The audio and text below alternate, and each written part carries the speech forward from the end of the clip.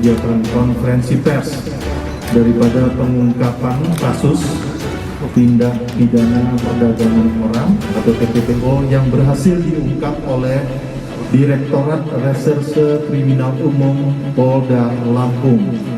Kegiatan ini tidak terlepas daripada kerjasama tim kerjasama dalam pengungkapan kasus perdagangan orang, yang mana di sini hadir di tengah-tengah kita, ya, hadir bersama kami dalam kegiatan konferensi pers ini Bapak Direktur Reserse Kriminal Umum Polda Lampung, Bapak Dr. Reynold Hutagalung. Kemudian hadir di tengah kita juga perwakilan dari Dewan Perwakilan Rakyat Daerah Provinsi Lampung dari Komisi 5 Ibu Aprilia. Kemudian juga hadir dengan kita dari BP2MI, Kepala BP2MI Bapak Salabi. Kemudian dari Dinas Tenaga Kerja Provinsi Lampung Bapak Helmi, ya, dan satu lagi, ya, dan tim dari tim Binwasker, Bina Pembinaan dan Pengawasan Tenaga Kerja. Kemudian juga dari Imigrasi Kota Bumi dan ya Bapak Amro dari Dinas dari Kantor Imigrasi Kota Bumi, dan juga dari Kantor Imigrasi Kediri Provinsi Jawa Timur Bapak Iqbal. Jadi rekan-rekan sekalian, perlu saya sampaikan bahwa berdasarkan laporan polisi nomor A182 SPKT Polda Lampung tanggal 9 Februari 2022, Direktorat Reserse Kriminal Umum Polda Lampung telah mengamankan 2 orang tersangka atas nama SPA usia 48 tahun dan tersangka LW usia 30 tahun. Kedua tersangka telah diamankan di Jalan Soekarno-Hatta, Labuan Dalam, Kota Bandar Lampung. Mengungkap adanya tindak pidana perdagangan orang atau TPPO. Peristiwa ini berawal dari tanggal 15 Januari 2022. Kami Direktorat Reserse Kriminal Umum mendapatkan informasi adanya pemberangkatan 10 orang warga Lampung yang tujuannya akan dipekerjakan di luar negeri. Tentunya informasi yang ada adalah dipekerjakan secara ilegal atau non-prosedural. Berdasarkan informasi itu, kami membentuk Satuan Tugas Tindak Pidana Perdagangan Orang yang personilnya dari internal Direktorat Reserse Kriminal Umum, melibatkan dari subdit-subdit yang ada di bawah kepemimpinan Kasubdit Renata di Treskrimum Polda Lampung untuk menindaklanjuti informasi tersebut. Dan benarlah adanya sampai penyelidikan yang dilakukan tepat tanggal 2 Februari 2022, kami dari Satgas TPPO di Treskrimum Polda Lampung dapat menyelamatkan 9 orang dari BLK Balai Latihan Kerja di Ponorogo, Jawa Timur. Sebelumnya telah tersampaikan kepada rekan-rekan semua, yaitu dengan inisial 9 orang korban tersebut: SK, TA, S, YWN, RPS, EW, S, RF, dan ES yang ke-9 dengan BLK nama PT BPJ Cabang Ponorogo, Jawa Timur.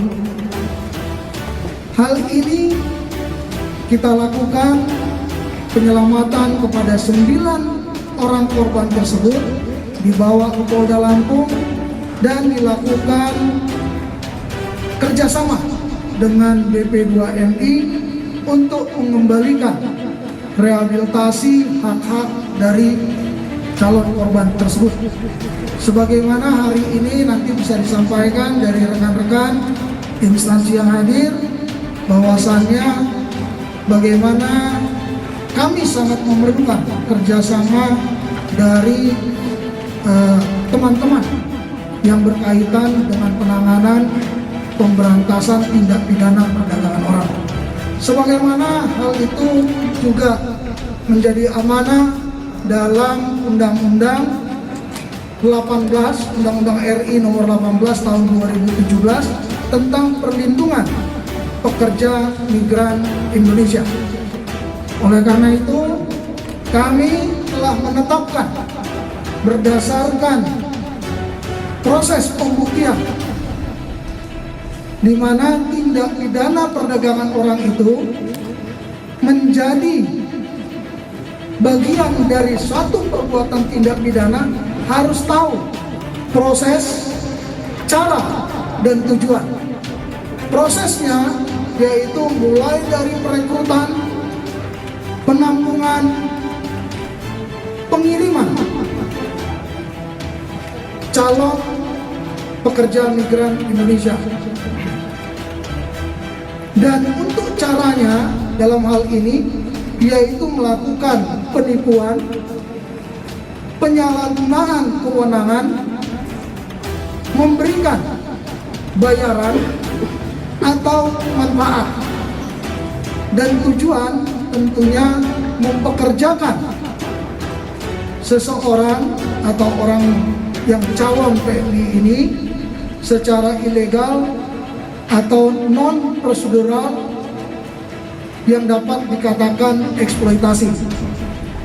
Inilah pembuktian kami dari Direktorat Reserse Kriminal Umum yang telah menetapkan 2 tersangka atas nama SPA, dan SPA berumur 48 tahun dan saudari LW 31 tahun. SPA ini merupakan ASN di wilayah Lampung Tengah dan saudari LW merupakan kepala unit UP3 BLK Cabang Ponorogo, Jawa Timur yang kita tetapkan sebagai tersangka. Pasal yang ditetapkan adalah pasal 2 ayat 1, pasal 4 dan atau pasal 10 Undang-Undang RI 21 tahun 2007 tentang pemberantasan tindak pidana perdagangan orang. Ancaman minimal 3 tahun dan maksimum 15 tahun. Untuk pendalaman penyidikan tentunya kami tetap bersinergi, sangat berpotensi apakah masih ada temuan-temuan pelaku lainnya terhadap penyidikan dari tindak pidana perdagangan orang ini. Barang bukti yang sampai saat ini dapat kami lakukan penyitaan terkait dengan dokumen antara lain 9 paspor calon pekerja migran Indonesia, dokumen pemberangkatan, tiket bus dari Lampung menuju Ponorogo, dan dokumen surat tugas yang tidak terdaftar, dan dokumen kontrak kerja dari perusahaan terkait. Sehingga dalam perjalanan proses yang telah dilakukan ini menjadi bagian jaringan tindak pidana perdagangan orang dari Lampung, Ponorogo, Jakarta sampai dengan tujuan Singapura. Kami dari Komisi 5 DPRD Provinsi Lampung, dengan saya yang mewakili di mana Komisi 5 ini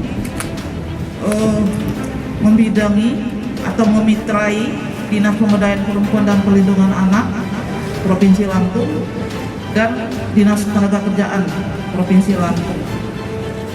Tak henti-hentinya kami dari Komisi 5 yang bermitra dengan kedua dinas ini, sebenarnya banyak beberapa dinas lain, tapi dua ini kami selalu mengkampanyekan stop kekerasan terhadap perempuan dan anak, stop trafficking atau perdagangan orang, dan kali ini terjadi di wilayah Polda Lampung. Maka oleh sebab itu perlindungan terhadap perempuan secara khusus dan perempuan dan anak secara umum sangat wajib, merupakan kewajiban bagi kami Komisi 5 bersinergi dengan Dinas Pemberdayaan Perempuan, dan manakala berhubungan dengan ketenagakerjaan kami bermitra dengan Dinas Tenaga Kerja. Dan oleh sebab itu atas nama Komisi 5 DPD Provinsi Lampung kami sangat mengapresiasi sekali apa yang dilakukan oleh Polda Lampung, aparat penegak hukum dan sinergitas dengan instansi atau lembaga terkait lainnya dalam rangka menguak atau memproses terhadap kasus tersebut agar terdapat kepastian hukum, keadilan, dan sekali lagi dalam rangka untuk penegakan Undang-Undang Nomor 18 Tahun 2017 yang mana mengamanatkan secara hukum.